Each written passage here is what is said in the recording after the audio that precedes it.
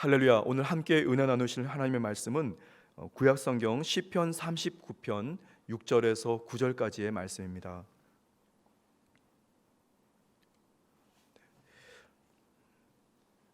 저 가지고 있는 성경책은 구약성경 831페이지에 있습니다.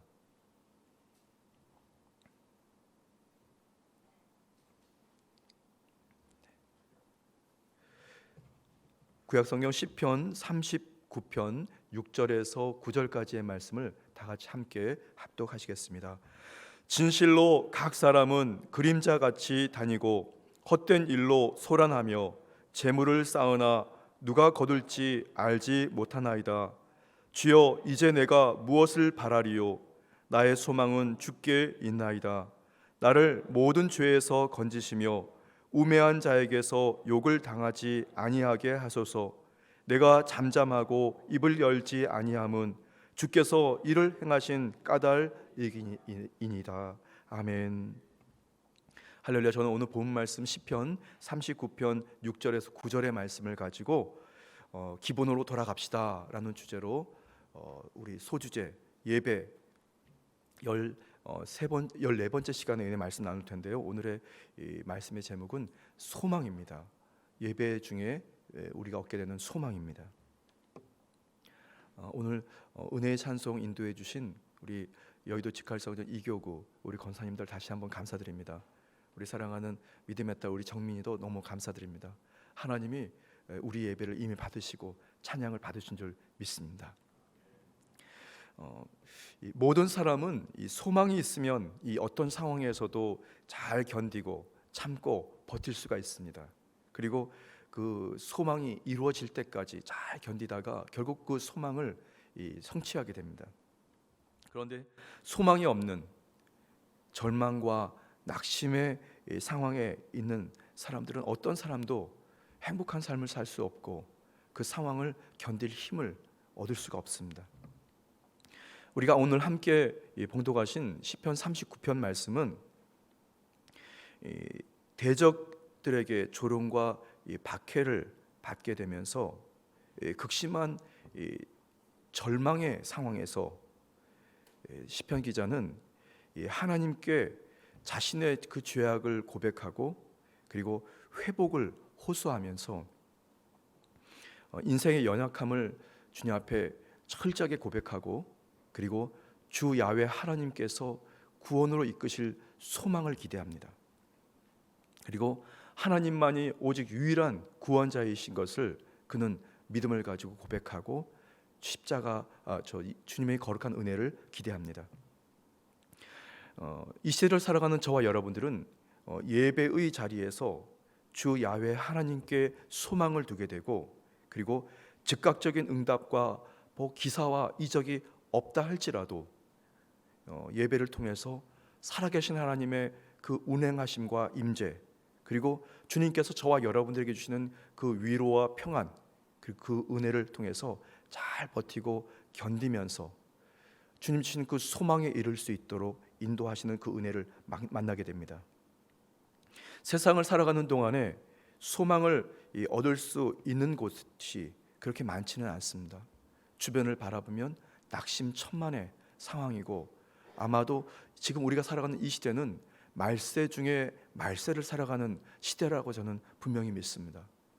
이런 상황에서 우리가 주변을 바라보고 낙심할 것이 아니라 예배의 자리를 귀히 여기고 그곳에서 저와 여러분들이 주님께 소망을 두고 소망을 발견하면서 우리는 상황을 잘 견디고 버티면서 신앙을 잘 지키면서 여러분들이 끝까지 승리하는 여러분 되시기를 주님의 이름으로 축복합니다. 저는 오늘 본 말씀을 묵상하면서 예배의 자리를 통해서 우리가 소망을 바라보고 소망을 만날 때 우리의 인생은 어떤 인생이 될 건지 또 어떻게 우리를 이끌어 가시는지 저는 두 가지 메시지를 드리고자 합니다. 첫 번째는 성도는 예배에서 예수 그리스도를 만나는 것입니다. 이스라엘 백성들에게 소망은 예루살렘 성전이었습니다. 그리고 시온 성이었습니다. 그것은 하나님의 임재를 의미했고 언젠가 그들을 구원하실 메시아를 기대하는 심정을 가지고 그들은 바로 주님을 바라봤던 것입니다. 시편 14편 7절 말씀에 이스라엘의 구원이 시온에서 나오기를 원하도다. 야훼께서 그의 백성을 포로된 곳에서 돌이키실 때에 야곱이 즐거워하고 이스라엘이 기뻐하리로다. 분명히 주 야훼 하나님을 바라보고 주님께 소망을 두었던 이스라엘 백성들, 상징적인 의미였지만 시온성 예루살렘을 바라보고 그리고 언젠가는 그곳에서 메시아가 올 것이라고 하는 기대를 가지고 그들은 각종 시련과 어려움들을 잘 버티고 견디면서 승리했습니다. 제가 만난 어느 권사님의 이야기를 잠깐 해드릴게요. 당시에는 집사님이셨고 구역장님이셨는데 벌써 한 10여 년 전, 한 12년 전 일입니다. 제가 어느 소교구를 맡고 있을 소교구장으로 있을 때였는데요. 당시에 그 지역, 인근 지역이 재개발이 진행되고 있었고 그 구역장님은 상황들이 썩 좋지는 않았습니다. 그런데 하나님께서 그 구역장님에게 어떤 소원을 주셨습니다. 어떤 소원이었냐면 그 인근, 본인이 살고 있는 인근 지역에 재개발이 되면서 거기에 한바집이라고 하는 이 공장의 그 건설에 필요한 건설자들이 함께 먹어야 하는 이제 그 음식점을 경영하기를 구하게 됐습니다. 근데 아는 사람도 없고 뭐 뒷백도 없고, 그러나 이제 그냥 하나님 바라보고 이렇게 믿음을 가지고 계속 기도드렸는데요. 저는 과연 저 집사님이 그게 가능할까? 그게 굉장히 이렇게 쉬운 일이 아니라고 저는 들었는데 말이죠. 그런데 그저 새벽 예배에 달려오셔서 하나님께 기도드리고 그리고 작정해서 매일 1,000원씩 말이죠. 신권 1,000원 어디다가 잘 구하셔가지고 1,000원을 이 헌금 봉투에 집어넣어서 뭐라고 열심히 기도를 드리시다가 예배가 끝나고 그 성전 이 헌금함에다가 그걸 넣고 돌아가십니다. 하루도 빠짐하지 않고 매일 말이죠. 그리고 가정의 문제, 자녀들의 문제, 사랑하는 성도들의 문제들, 또 교회를 위해서, 나라와 민족을 위해서 끊임없이 주님 앞에 부르짖었습니다. 예배의 자리에서 주님 바라보고 주님을 의지했습니다. 그런데 어느 순간 언젠가 한번 이 지역 예배를 드리는데 구역자님이 그러시더라고요. 본인은 성전에서 예수님을 만난대요. 그래서 사람들은 귀를 솔깃했습니다. 예수님이 정말 이렇게 막 찾아와서 주님과 막 만나고 얘기를 나누는지. 근데 그분이 하시는 말씀이 성전에서 예배를 드리면서 주님이 주시는 약속의 말씀이 어느 순간 자신의 그 가슴에 막 뛰어들어오고 예수님과 실제로 교제하는 그 감동을 순간순간 만난다고 합니다. 매일 만나는 건 아닌데, 그래서 그 은혜를 한번 경험하고 나니까 새벽 예배를 놓치지 못하겠다고. 그리고 그렇게 고백하셨던 그 집사님께서 말이죠, 세월이 흘러 지나갑니다. 그리고 저는 어느 순간 그 교구를 떠났습니다. 떠나고 한 몇 년이 지난 후에 이 선교 대회 때 한국에 들어왔는데요. 한 선교사 한 5년 차였던 것 같은데 어떻게 수소문을 해서 그 구역장님이 저 전화번호를 알고 전화를 하셨어요. 이일성 목사님이세요? 그러시더라고요. 네, 맞습니다. 저 박 누구 집사입니다. 그러시는데, 그러면서 전화를 딱 통화하는 그 순간 몇 마디 나누다가 이 권사님이 울컥하시는 겁니다. 말을 못하시고, 목사님, 저 기도대로 됐어요. 이분이 어떤 소원이 있으셨냐면 성전에서 아무것도 잡을 수 없는 상황에서 재물도 없고 믿을 백도 없고 그냥 아무것도 없는 데서 주님 앞에 바라보고 구했는데 말이죠, 소원대로 한 밭짓도 이렇게 얻었대요. 그래서 그 재배갈 지역에서 돈을 많이 벌어서 권사님께서 원하셨던 또 소원이 또 있었는데 아무것도 없는 상황에서 소망이 또 생겼는데 무엇이었냐면 본인 소유의 건물 하나를 만들어서 1층에다가는 본인이 음식을 잘 만드니까 본인이 가게를 하나 열고 뭐 2층, 3층에다가는 세를 주고 본인이 그 건물 옥상에, 그러니까 맨 꼭대기층에 본인이 사는 꿈을 꾸었습니다. 근데 그대로 됐습니다. 그래서 제가 그 선교대회 때 그 알고 봤더니 이제 권사님이 되셔가지고 그 박모 권사님께서 목사님 꼭 와주세요. 시간이 없으시면 잠깐 와서 기도만 해주시고 봐주세요. 그러시더라고요. 제가 그래서 언젠가 주일 오후였는데 선교대 기간 동안에 바쁜 일정이었는데 저녁에 일부러 시간을 내 가지고 찾아갔습니다. 저녁에 주일 저녁이었습니다. 그랬더니 그 음식점 1층에 음식을 얼마나 크게 성대하게 이렇게 만들어 놓고 교구 식구들이 다 모여 앉아가지고 기다리고 있었습니다. 만약에 제가 그날 안 갔었으면 큰 낭패를 보고 실수했을 텐데요. 잔치가 벌어졌는데 말이죠. 식사를 해야 되는데 먼저 예배를 드리자고 했는데 부글부글 막 뭐 찌개들이 끓고 있는데 예배를 먼저 드려야 되겠다 싶어서 잠깐 예배 드리자고 음식은 막 끓고 있는데 말이죠. 예배를 드리는데 그 안이 불도가니가 되었습니다. 여러분. 여기저기 울음바다가 돼가지고 그 권사님이 그 아무것도 없는 상황에서 하나님 기적을 베풀어 주셔서 건물 하나가 본인 소유의 건물이 생기고 거기에 전세도 놓고 본인이 기뻐해서 음식점을 개업해 가지고 거기서 음식점을 경영하고 계시더라고요. 그리고 이 권사님이 본인 집 맨 4층이었던가 5층이었던가 그 집에 잠깐 와서 기도해 주세요. 그래서 올라가서 기도드렸더니 얼마나 번듯하게 집을 만들어 놨는지 권사님이 과정에서 얼굴이 붉어져 가지고 말이죠. 저는 그때 느꼈던 것이 아무것도 없는 절망과 낙심의 상황에서도 예배의 자리에서 주께 소망을 두었더니 예수님께서 그 심령 중심의 말씀으로 찾아오셔서 끝까지 잘 버티고 견디고 승리하게 됐던 것을 저는 분명히 믿습니다. 얼마 전에도 카톡으로 연락이 왔습니다. 그래서 제가 답변을 드려야 되는데 아직도 답변 못 드렸습니다.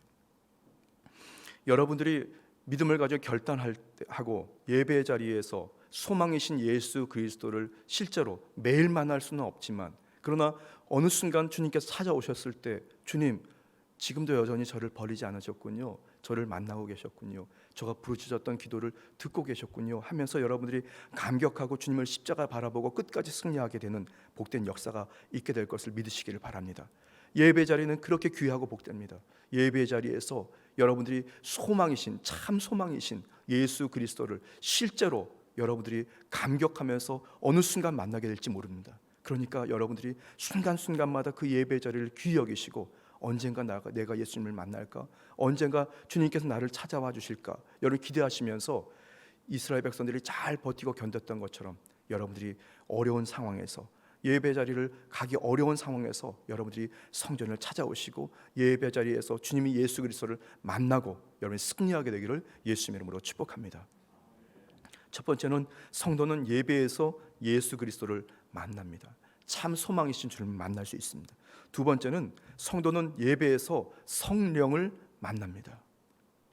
저와 여러분들이 살아가는 이 시대는 성령의 시대라고 부릅니다. 사실 성령의 시대이지만 성령님을 인정하거나 환영하거나 모셔드리거나 의지하지 않는 시대를 살아가는 것입니다. 소망이신 예수 그리스도와 같은 분이신 성령님께서 분명히 지금도 살아계십니다. 그런데 그 성령님과 소통할 수 있는 최적의 환경은 바로 예배의 자리입니다. 성전에서 여러분들이 주님이 성령을 사모하시면서 성령님 제가 주님을 압니다. 주님을 만나기를 원하고 주님을 소통하기를 원하고 주님의 역사를 경험하기를 원하고 주님의 거룩한 사명들을 감당하기를 원한다고 여러분이 성전에서 부르짖게 되기를 바랍니다. 에베소서 4장 4절 말씀에 몸이 하나요 성령도 한 분이시니 이와 같이 너희가 부르심의 한 소망 안에서 부르심을 받았느니라 말씀하였습니다. 성령님은 살아있는 소망입니다. 살아있는 소망입니다. 우리가 아무리 주변을 바라보고 낙심하고 절망할 수밖에 없는 상황을 살아간다 하더라도 실제로 살아있는 소망이신 성령님을 여러분들이 예배의 자리에서 만나게 될 때 우리는 분명히 주 그리스도 예수 안에서 끝까지 버티고 견디고 승리하는 복된 역사가 있게 될 것을 믿으시기를 바랍니다. 지금 이 시간 여러분들이 예배를 드리는 그 주변에 여러분의 그 심령 중심에 지금 성령님이 운행하고 계십니다. 성령님은 저와 여러분들을 살리는 영이고 그리고 소망으로 이끌어 가시면서 결국은 하나님이 기뻐하시는 사명과 소임을 감당할 수 있도록 도와주시는 분입니다.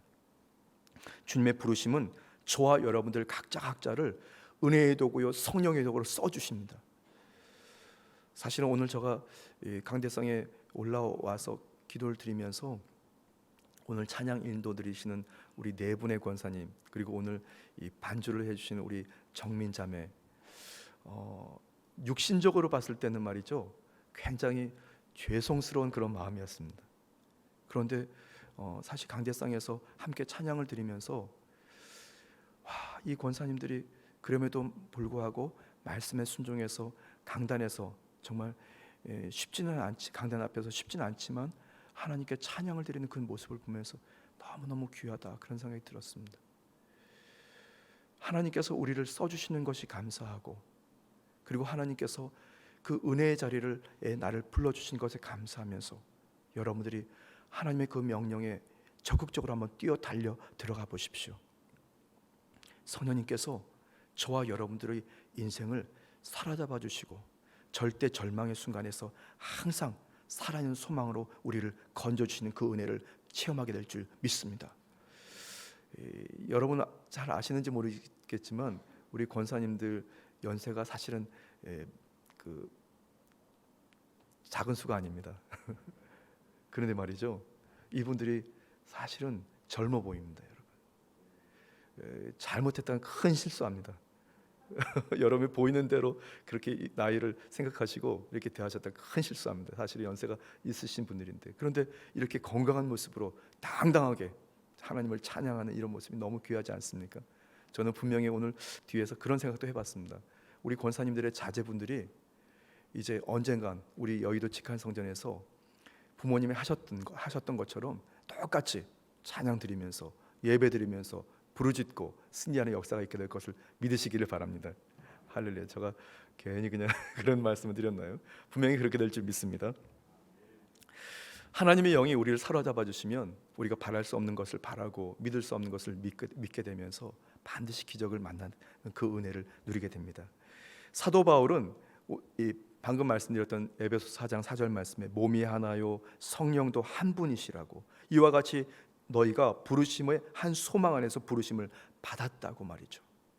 여러분, 예배의 자리에 찾아와서 주님께 전심을 다하고 중심을 다하고 여러분 진심을 다하고 영혼을 다해서 하나님께 예배로 나아가게 되면 우리가 눈으로 보여질 수 없고 손으로 만져질 수 없고 들어보지도 못했던 하나님의 그 신령한 그 소망을 우리가 소유하게 되고, 우리는 그 소망을 가지고 환경에서 꿋꿋이 승리할 수가 있습니다.